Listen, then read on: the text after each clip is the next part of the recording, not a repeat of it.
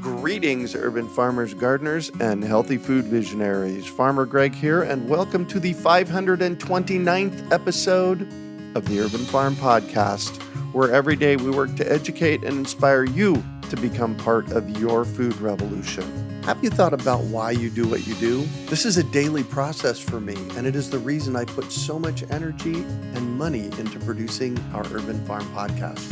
What you may not know is that it costs $158 per episode to get you this incredible information. And as you can hear, we don't do sponsorships, as we want to keep our message as clean as possible. It has always been my intent to pay for our podcast production with our online content sales, and that hasn't worked very well. So we're trying something new, and I need your help so that we can continue delivering this great content. And quite honestly, this is an easy learning-filled request. I've teamed up with some amazing gardening visionaries to host a free online edible backyard summit the week of March 23rd. When you attend, you'll get free access for the week to the knowledge of these food growing experts and have an opportunity to get your burning questions answered live. Plus, we're going to release 5 modules of our comprehensive Growing Food the Basics course so that you can dig deeply into the fundamental concepts that will set you up for success no matter where you're at in your food growing journey. So here's what I need. The most helpful thing you can do is to share our ediblebackyardsummit.com page far and wide with your friends, on social media, in your garden clubs, and probably places we've never even thought about. Next, please attend the free Edible Backyard Summit. My hope is that some of you will dive in, support our work, and purchase the extended summit and learn more about gardening and creating your own edible backyard. Our intent with this Edible Backyard Summit is for you to discover how you can truly thrive with a healthy life and get reconnected with your food while learning how to live a more self-reliant life, feeling secure knowing that you have a food supply right in your backyard. When you attend the Edible Backyard Summit, you'll be part of a community of people from around the world that are all on a mission to make their backyards and patios into an edible paradise. Whether you're starting your first garden or maintaining an existing one, you will come out of this summit feeling revitalized and re-inspired to make growing and eating food the celebration it should be. Sign up for free by going to ediblebackyardsummit.com or texting backyard to 33444. I look forward to seeing you there. Hello, everybody. Greg Peterson coming to you from the Urban Farm in the heart of Phoenix, Arizona. Tonight we are here for our monthly seed chat, and I'm so excited because not only do I have Bill McDorman here from Rocky Mountain Seed Alliance. Welcome, Bill. Good evening, Greg. As always, it's a pleasure to be here. Oh, always fun. I have Kari Spencer. She's the proprietor at the Microfarm Project here and an author. We'll let her tell you about her book here toward the end. But welcome, Kari. Thank you. Glad to be here. And we are going to be talking about starting seed starting. What's that look like? You know, what challenges might we have? And honestly, I'm going to step back and kind of be in the background tonight and let Bill and Kari take it from here. Yes, Kari, I'm so excited you're here. You know, I've been involved in the seed world for a long time, decades, but I'm still not an expert at starting them. I concentrated my whole career on saving them. And so we're really excited to have you here tonight. And so I know this is big for American gardeners as a whole, is that, you know, the nursery industry is huge because of insecurity about people actually starting things from seed. And I know all of us have probably had some failures. So are there like 2 or 3 or 4 things tips or things that you could tell us all that might get us way down the road as if we really want to, you know, if say we've saved some seeds and now we want to start them, or we just want to start the cycle by getting some seeds and rolling up our sleeves and learning how to have green thumbs, I guess.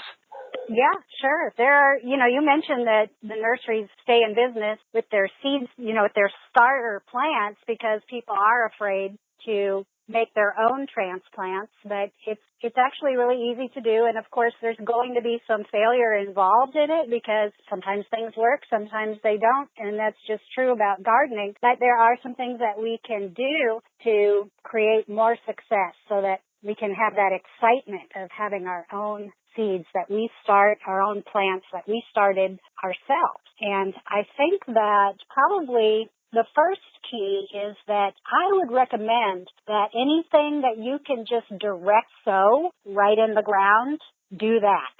Because that is so much, that's so much easier than actually starting a transplant. You just want loose soil that's free of rocks and other debris. Make it nice and smooth and plant your seeds straight in the garden. That's the easiest thing to do. But sometimes we have reasons for starting transplants.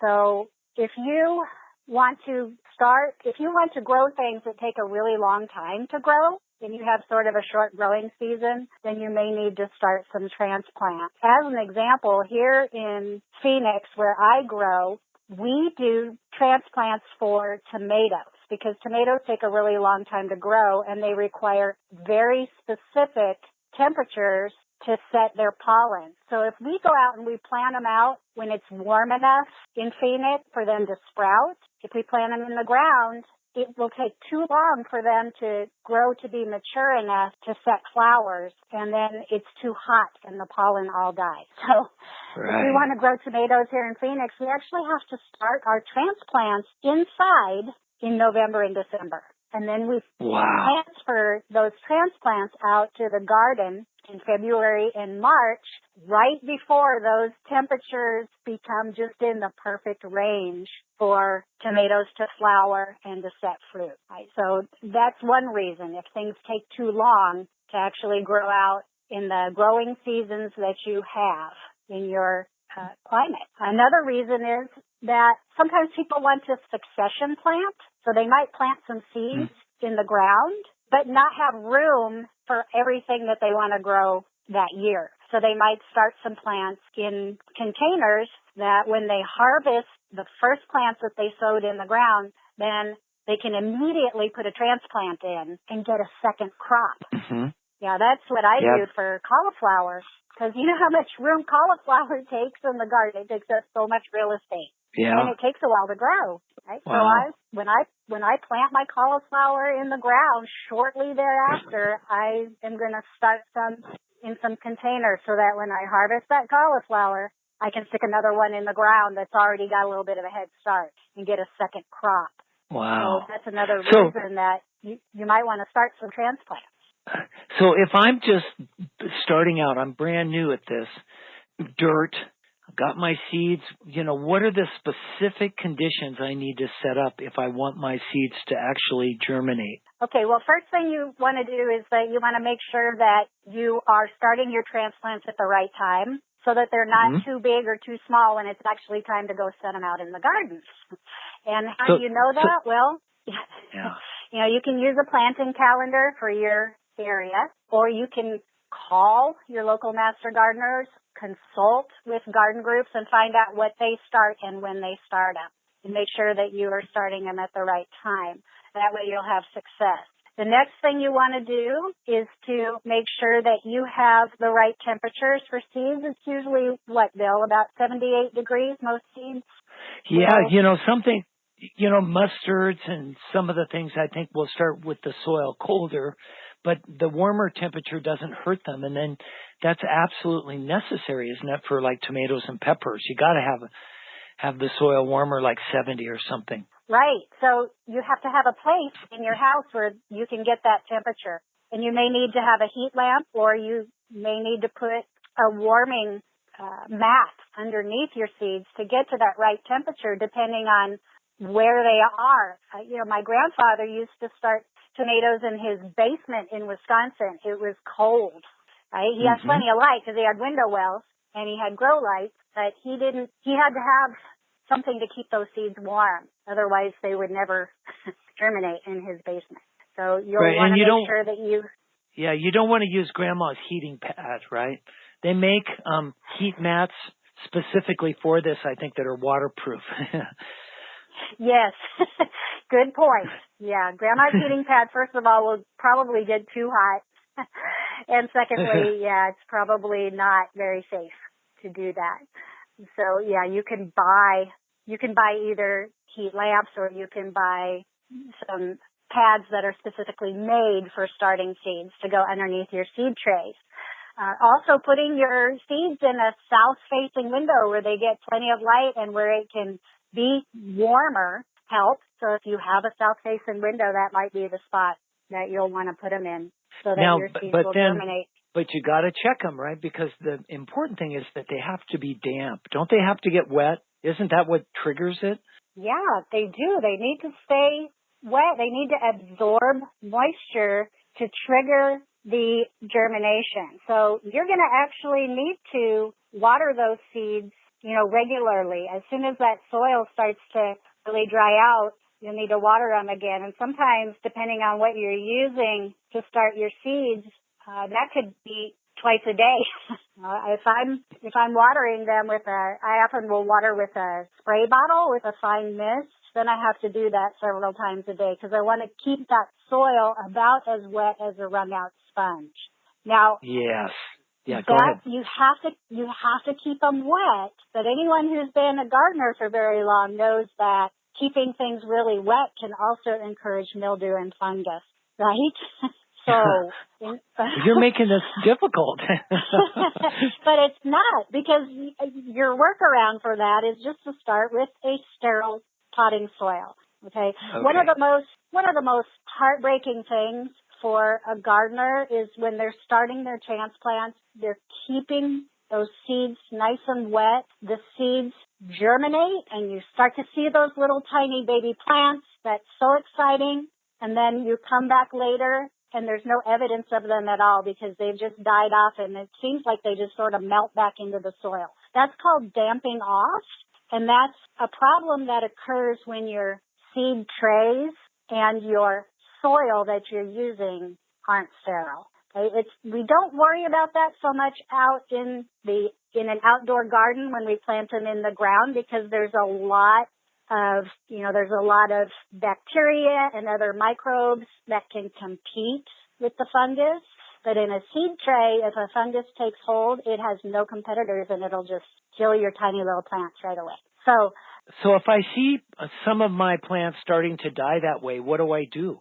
Is there anything you can do, or do you just have to sit and watch them all die over the next couple of days? Well, usually it happens all at once, and then you just start over, which don't worry if that happens. It does sometimes. It does, even to experienced gardeners. But if you start to notice it, you can cut back the water a little bit. Maybe you're keeping it too wet. If you started with a sterile soil and it's still happening, maybe you're keeping it too wet. And you can get sterile potting soil at any nursery. There are recipes online if you want to look it up, how to make your own potting soil and how to sterilize it. You can reuse potting soil. You just need to heat it up to 180 degrees in your oven for about 30 minutes to sterilize it. I'll bet that smells good. Yeah.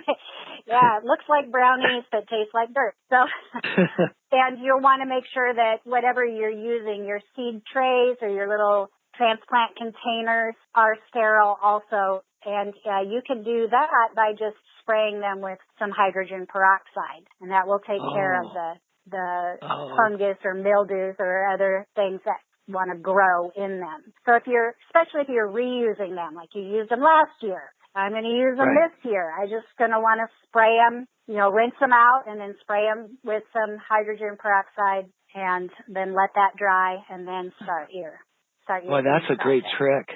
I thought you were going to say we had to do boiling water. Well, that might melt your seed trays. One thing that you can do is put your trays out in the sun, but in Phoenix, you can melt a seed tray out in the sun, so you have to be careful about that. It's pretty much foolproof if you just spray it with the hydrogen peroxide. Oh, that's great. And then, is there anything you can spray? Sometimes it seems like in years past, I saw products you could buy to help with damping off. I remember even somebody saying that chamomile tea or something like that worked. Have you ever had an experience with any of those things? I've never used any of those things. I would never say that they don't work because all kinds of things work for people. Yeah. So it's worth, I always think it's worth a try, but I haven't really had the need for that. Once I got the hang of how I needed to do things, I don't have as much problem with the damping off as I did at the beginning when I think I was probably keeping things too wet. Yeah. kind of, you don't want that soil sopping wet all the time. Just like I said, Right. as moist as a wrung out sponge is good enough.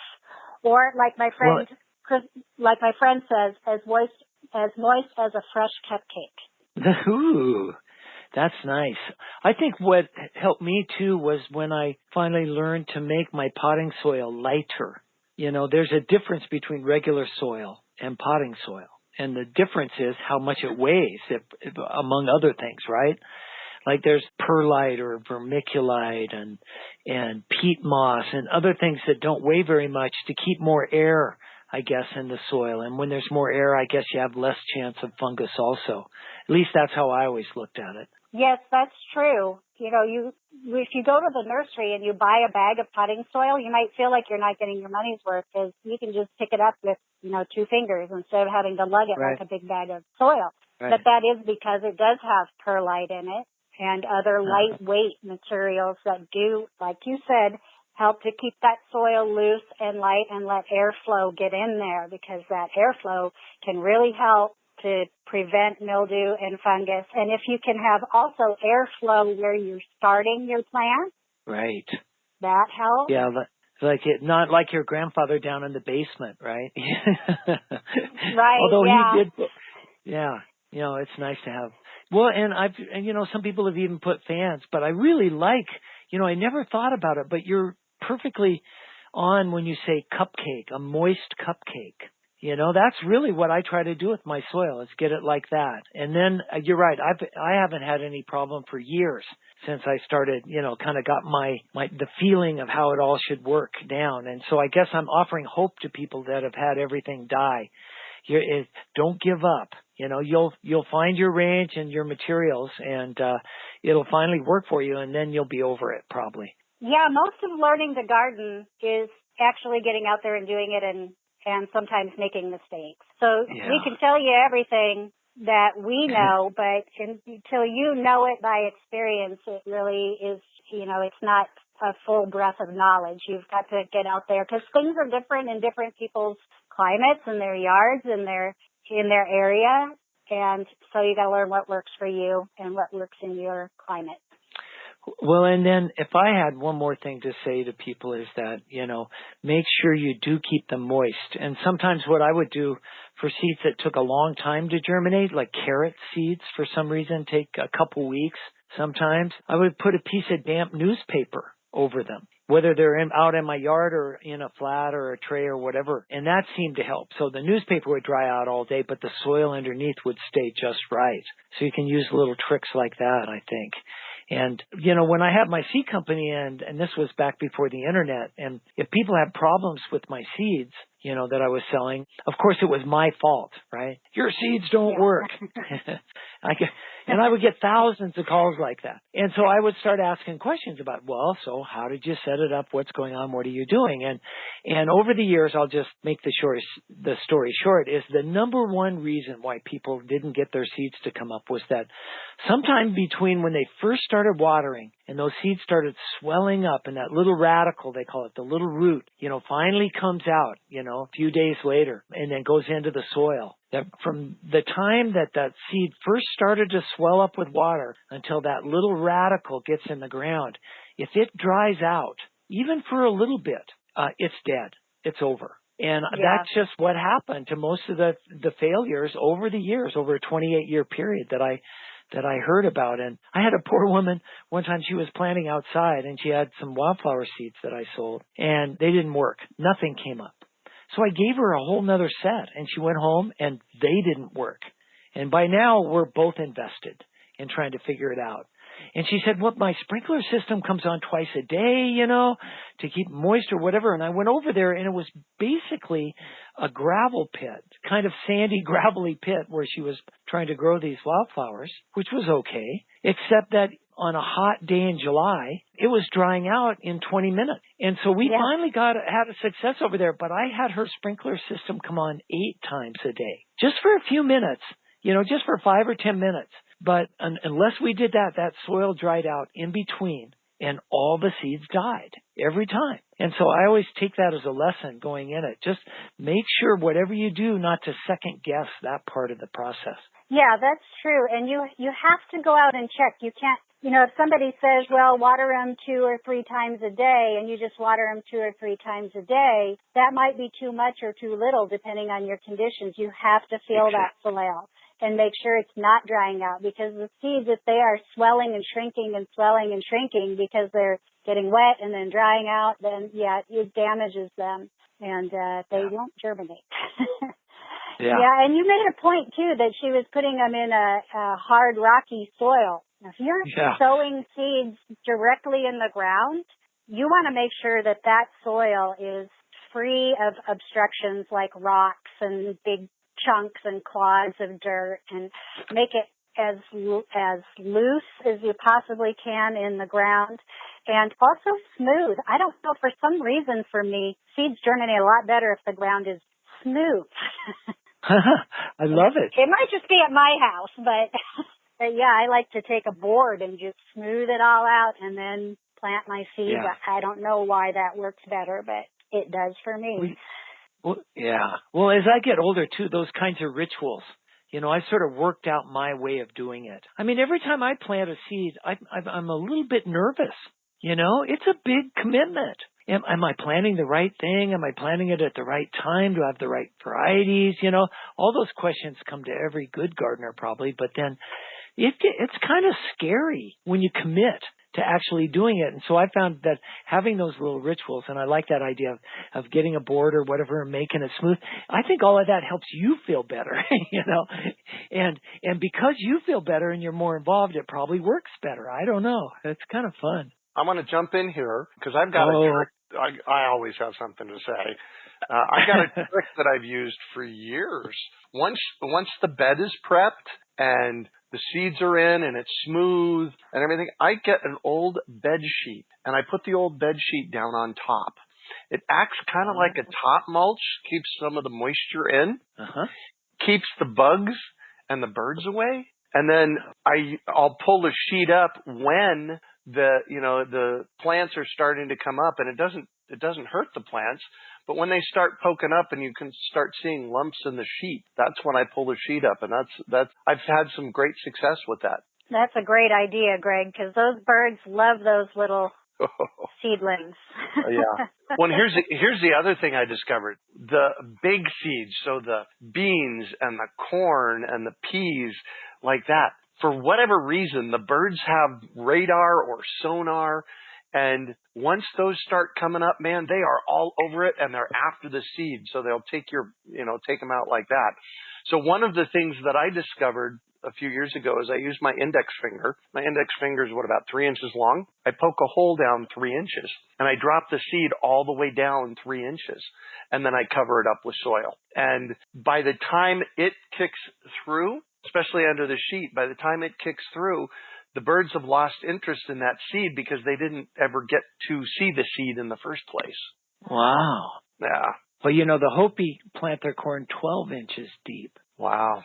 They selected it so that it actually pushes up through 12 inches of soil. But they do it because that's the only place they have moisture. Right. But I'll bet it works for that too. I'll bet it does keep the birds away. Huh. Good idea. And that just goes to show you that rules of thumb don't always apply, because the rule of thumb is to plant a seed twice as deep as the longest side of the seed. That's just a rule of thumb, though, but it doesn't apply in every situation. Yeah. So, Kari, and Greg, do you guys soak any of your seeds before you plant them? I know my father does that, especially with like peas and beans and corn and stuff like that, but I think he even soaks his tomatoes or his pepper seed overnight before he puts them in flats. Yeah, you can soak your seeds. It really helps with those bigger seeds, especially. Yeah, it does. It does help. It makes the germination faster.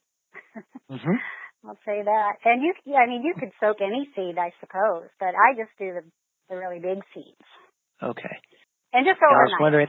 Well, one of the things that you have to do, so I had this guy come into the nursery, I think in October, and he said, I'm having a really hard time sprouting moringa seeds. Now, moringa seeds are hard as BBs. And they're about the size of a small marble. And often when you get seeds like that, the water can't get in them. Even soaking them doesn't work. So what I told them to do was scarify them in some way. Basically, you need to scrape off the outer layer. You can use sandpaper. I've heard of people boiling seeds before to kind of soften the outer shell, or you can drill a hole in them with a drill. And he came on the lot 10 days ago, and he said, "Oh my gosh, Greg, the first time I started moringa seeds, out of 100 seeds, I got like 12. When I did the scarifying thing, he got like 72 out of 100 to sprout." So sometimes sometimes for the harder seeds, you have to get past the hard outer layer. Right. One of the old tales about lupin seeds is that you would put them in a cup of boiling water, like a tea, like you were making tea, only you'd pour the water without any tea in it. And then you would put your lupin seeds in there and you would leave them in there until the water cooled. And then that would help them germinate. And so I've never tried that, but there's lots of stories of things like that trying to help break dormancy or really hard shells. Yeah. And that's a study in and of itself, actually. But that's really, this is an endless rabbit hole, folks. You want to get started. It's science, that's for sure. I know you teach in your seed school about how to treat tomato seeds, because they need a little bit of treatment when you collect them yourself in order to germinate. Right. So, Google, the internet is your friend. So there's so much information out there. If you're not sure what to do and you don't have a gardener or a master gardener or someone that you can call, look it up. So much information out there. And then verify. Make sure you get a few sources and that they agree before you just go out there willy-nilly. It's always best to talk to someone directly who lives in your area, because they know what to do for your climate. I was going to come back to that. Yes, that's what I've always found. The person who lives right next door to you probably has the best information for you, because things are so different everywhere. Mm-hmm. Yeah. Well, Greg, do we have any questions tonight? Yeah, that's that's where I was going to go next. Let's just check and see what we got. Tracy from Rollinsville says, at 9,200, I'm just going to read these. I haven't pre-read them. At 9,200 foot altitude, do I use the maturity dates on the package for my altitude when figuring the time to start the seed? Using seeds from Pen and Cord, love Pen and Cord, they're at 8,100 feet, and then from Seeds Trust, and they're at 5,500 foot elevation. Thoughts? Well, I can speak to Seeds Trust because I probably wrote all those dates on the packets. Yes, you did. And those always referred to the time it takes to mature after you put a plant out, if that's what you do. Mm. So for the tomatoes and peppers and the cabbage family plants, especially, that's what I would figure, is that's the days to maturity after you set a small plant out. The rest of them are from seeds. So, how that convention has been picked up or furthered. If a catalog has a different convention, then they probably talk about it somewhere in the front of the catalog. And I don't know what Penn does. She was one of our students for years. She was actually one of the best customers for Seeds Trust over a 20-year period. And so I don't know how many days she puts on her packets, but hopefully that answers your questions. So example, I think Sasha's Altai tomato is 63 days. So you would not get a tomato off of Sasha's at 9,200 feet if you just put a seed in the ground and waited 63 days. But if you put, say, a 3 to 5 or 6 week old plant in the ground, after the last frost, then you could probably get tomatoes in that period of time. I was just looking to see if I could find her because she was on the podcast. Here you go. Podcast 165 of the Urban Farm Podcast. Penn Parmenter on high altitude tomatoes. That was from December 3rd of 2016. Wow, time flies, man. She's a great storyteller. That is worth listening to. Yeah. So, and for Tracy, Tracy, you just got to experiment. A lot of this stuff is, we can take the data that we get, but then you have to figure out what works for you in your area. Denise from Amaranth says the boiling water trick for lupines, does that also work for parsley? Experiment. I would say try. What do you think, Bill? I don't think so. No? Parsley seeds are germinate quite well. I've never heard of problems germinating parsley that way. It just takes a long time. Yeah, and you're never going to get a high germination rate. I think normal germination for parsley is like 40% or something. Oh, wow. Mm-hmm. I don't know. Johnny's selected seed catalog over the years had a bar around each of their vegetables and herbs, and they actually used to put parsley in the vegetables section, and they would have normal germ, and that was just compiled from their own statistics over the years trying to plant the things. Some things like tomatoes have 90% germ, and other things like onions, you get 60%, and if you get into things like lavender or rosemary, if you get 10%, you're doing really well. And so you might want to learn those kinds of parameters too, because you may be trying to push the water upstream. It may never get better than you're getting already. But I've never heard of having to do anything with parsley seeds.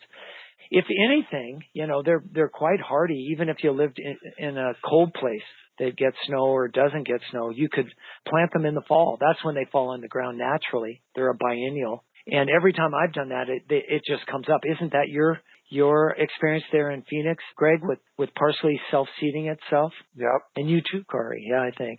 Yeah. Yeah, if you can get it to if you can grow some transplants once and then plant them out, you may never need to replant it again. It will self-seed. You'll get it year after year if all goes well. One of the things that I've noticed about the parsley here is that it grew. So I've been growing parsley wild in my yard for, I'm going to say, 15 years. And there you go.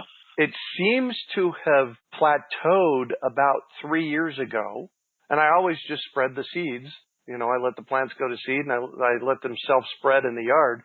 And I only got one parsley plant that came up in the yard this year. So 3 years ago it plateaued and there was parsley growing everywhere. And over the past couple of years, it's gone down. Any thoughts on that, Bill? It's just you're wearing out the place. It probably wants to move. You could probably, and rest that soil for a while. Yeah. I don't know all of what goes on there, but I seem to notice that with things that self-seed in my yard, arugula. One side of my yard was all wild arugula for a few years, and now the other side is, and there's hardly any growing. And it sort of just traveled over to the other side of the yard. So whether that's minerals that's getting out of there or something, I don't know. So this question's for both of you. It is from Mark and Julie in Altamont Springs, Florida. Welcome. Thanks for being here tonight, Mark and Julie. They thank us for being here. They planted flowers last year, sunflowers, a couple different kinds, and they saved the heads of the flowers, let them dry, and then tried to replant them. But unfortunately, they didn't get any sprouts or flowers. What are they doing wrong? I don't know. There's so many variables. What do you think, Kari? What's most likely? Well, how were they stored? Did they plant them at the right time? Did they keep them wet enough? There are a lot of variables that can be involved in that. So if you're still on the line and you want to email us a little bit more detail, maybe we can come up with something for you. One of the things go ahead, Kari, I'm sorry. A lot of times it's just timing. Flowers will come up when they're ready. A lot of times. Yeah, they're damn well ready. Right. One of the things that I've noticed about sunflowers is sometimes the heads will set, but then there's nothing inside of them. So you have to make sure that there's something inside of them. The other thing you can do with sunflowers is put them between paper towels, can't you? And just let them sprout and then put them in the ground. Yes, I would do that next time. Before you risk, repeating the failure, take some of, and try to find the seeds that are in the very inside. Plump ones, feel them with your fingers, make sure they're fully filled out.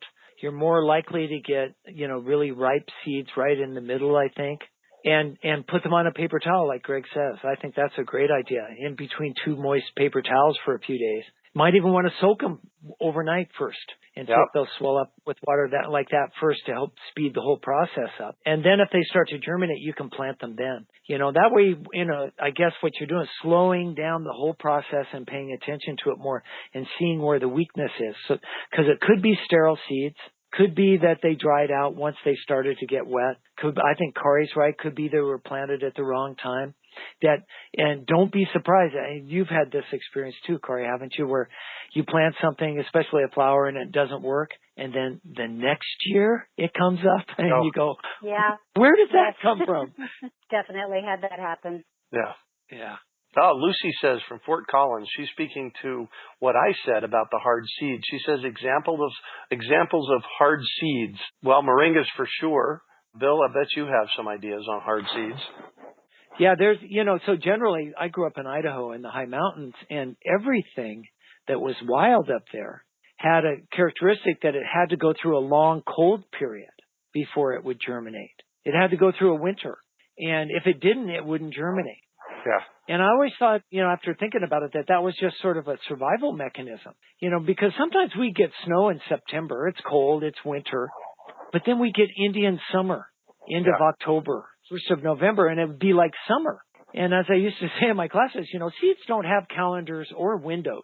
There's nobody inside that seed looking out going, "Oh, this looks like Indian summer. I think we should hold off on germinating," They would just germinate. And so all the seeds that did that, all the plants throughout the millennia that did that are dead. So only the ones that learned to lay there for months in the really cold weather are the ones that work now.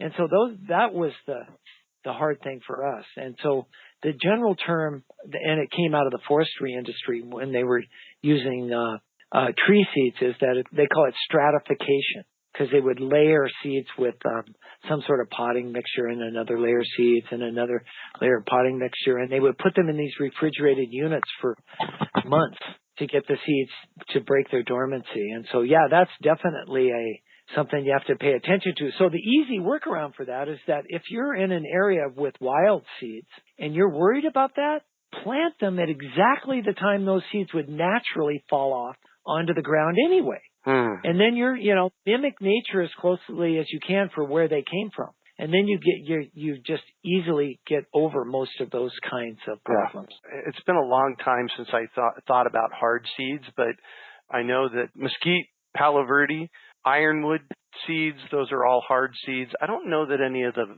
vegetable seeds would be hard and need to be scarified, but just in my permaculture experience, I know that there are hard seeds, and sometimes you need to do extra to get them going. You know what? I think the reason we have the universe of vegetables and grain that modern creatures all over the planet grow now, and we all love and share, and they become our cuisine. The reason they're in that category is because they're not hard.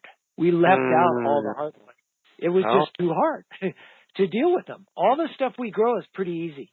And I think that's why, that's why humans are lazy that way. We don't want to have to do extra work if we don't have to. We'll just grow something different. So there's a note here from somebody, they didn't include who it was. Sometimes if you grow several varieties of sunflowers in close proximity, they will cross-pollinate and you won't get true seeds for the next year's crop. Right. Sorry. Ask Bill. I don't know about cross-pollinating flowers.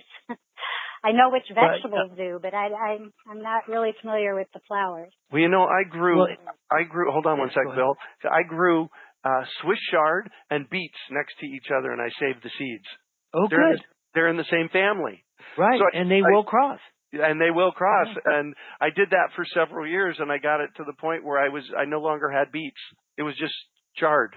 Well, in New Zealand, you can buy packets of beet chard or Swiss beets or whatever. And so, that just shows that the same plant has been specialized through selection by different cultures and different places for different things. The problem I have with something like that, yes, sunflowers are outcrossing crops, that means they will take pollen from other flowers and other sunflowers especially. They're basically insect pollinated bees, but wind will also do it. But in my mind now, there's no such thing as true. They're just breeding. They're doing what they need to do. Now, if you have a prized orange triple, sunflower that you're trying to win a prize at the state fair with, or if you've got 1,000 acres of a sunflower oil crop and you want them all to be ready to harvest on the same day, then a concept like true,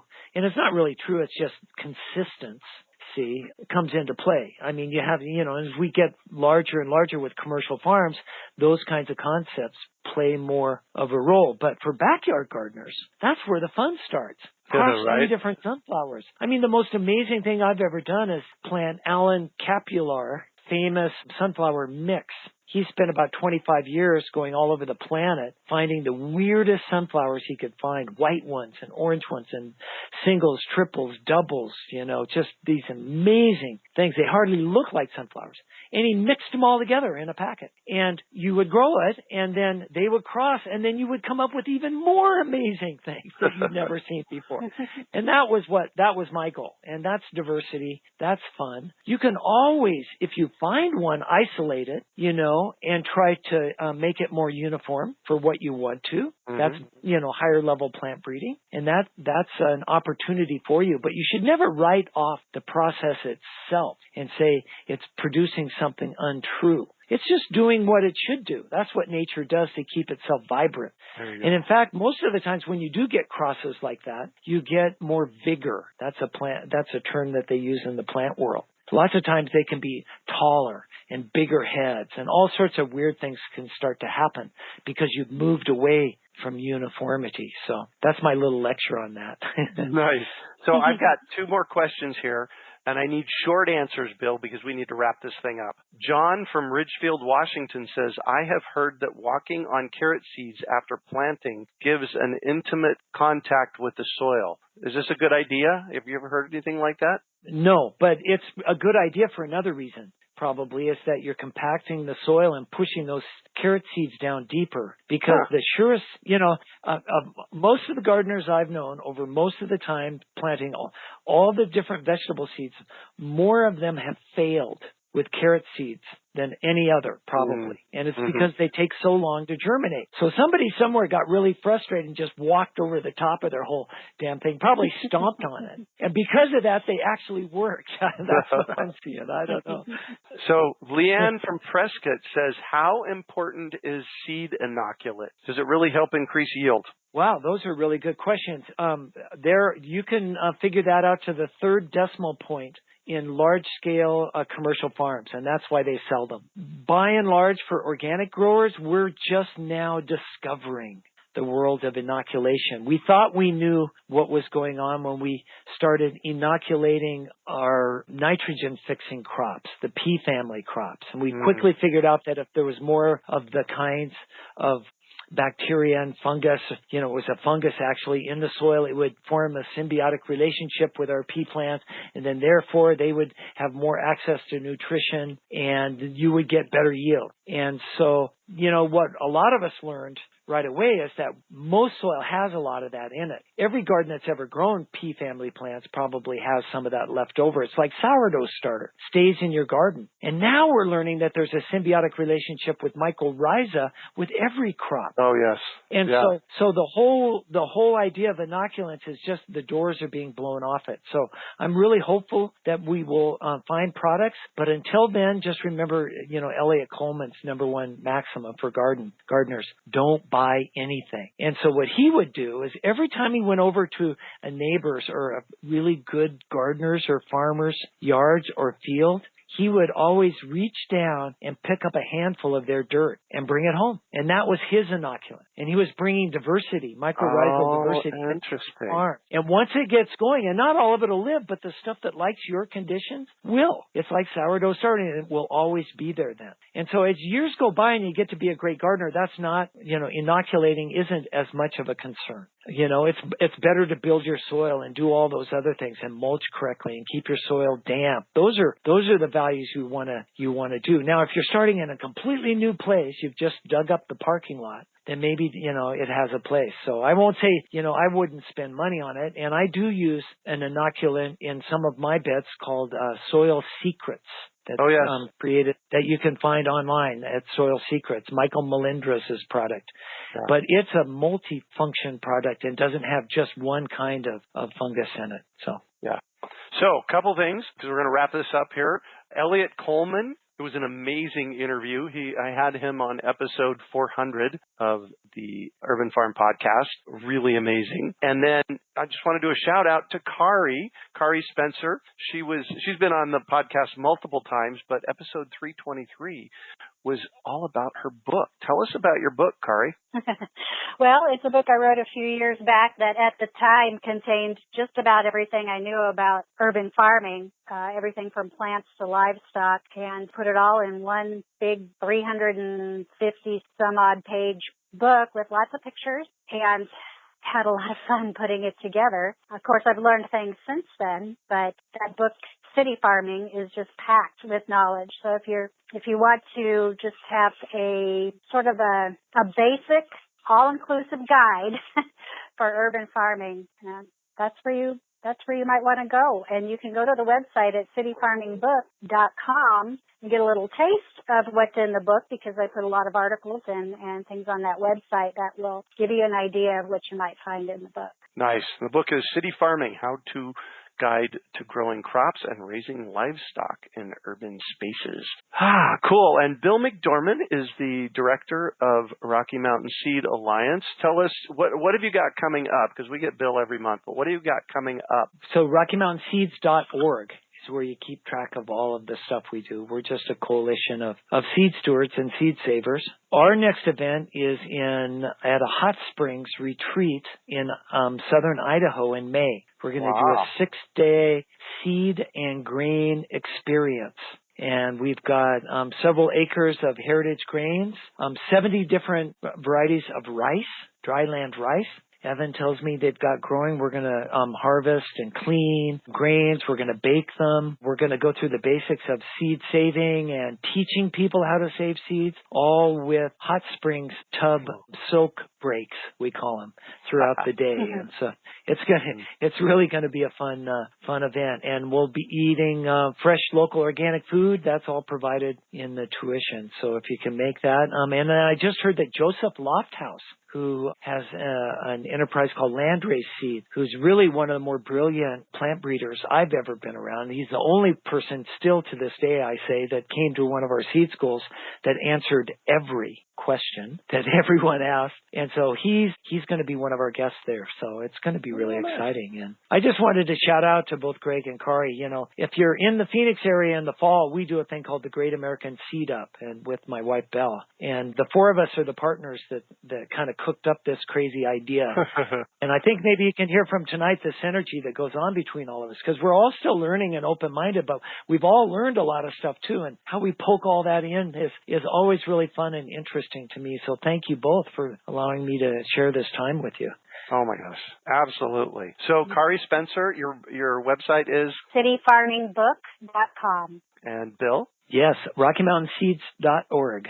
And you can find information on the Great American Seed Up at greatamericanseedup.com. We do have, this isn't public knowledge yet, but we do have an intern that we have hired to make the Great American Seed Up something that you can do in your city. So look for more information on that coming up as we transition through 2020. Thank you all very much for joining us. We deeply appreciate you. And as I always like to say, farm out, and I will catch you on the flip side.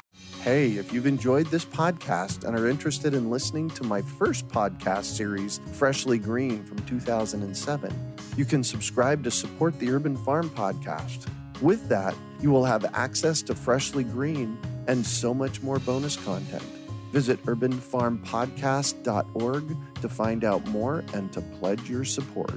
We hope you enjoyed today's episode of the Urban Farm Podcast. Remember to listen for tips, advice, and resources to help you on your journey with urban farming.